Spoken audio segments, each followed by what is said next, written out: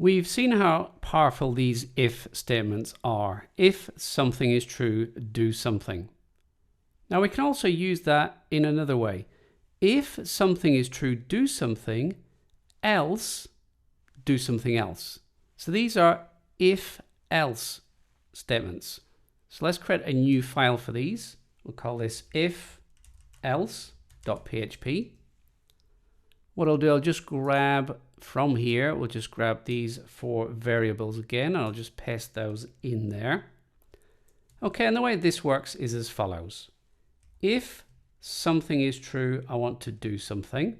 I split open my curly braces, and then down here, I say else, so else, curly braces, and this is why do something else.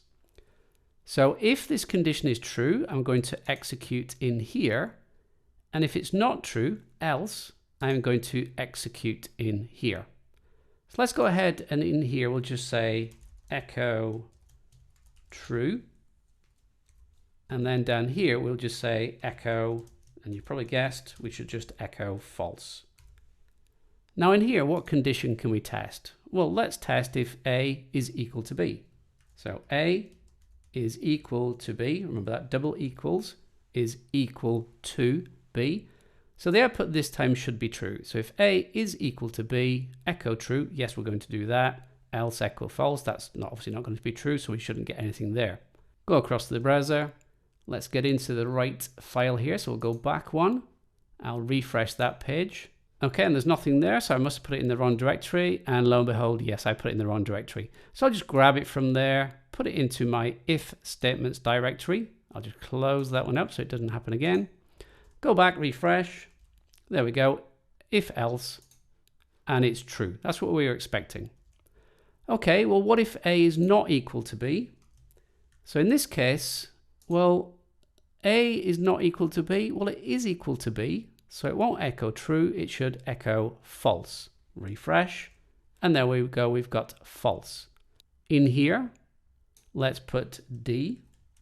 So if D, well, remember it's got to be true. We're going to get false in here. So this statement won't execute because it's not true. We should get false again. Refresh, we get false. But if I put C in here and refresh, there we go, we've got true. C is true, therefore we're executing this statement here and obviously ignoring this one. What if I put 5 in here? And let's test if A is greater than B. Have a think about what the output should be. Should it be true or should it be false? I won't say, I'll go across and I'll refresh, false. It's false because A is not greater than B. This is now false. Therefore, this won't be executed, but this will be executed. So hopefully that makes sense. It builds on the previous if statement. This is an if-else statement.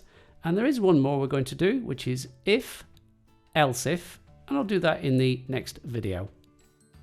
If you found this video useful, then remember to give me a quick thumbs up. And if you would like to be notified when I release new videos, then hit that subscribe button and remember to click on the little notification bell.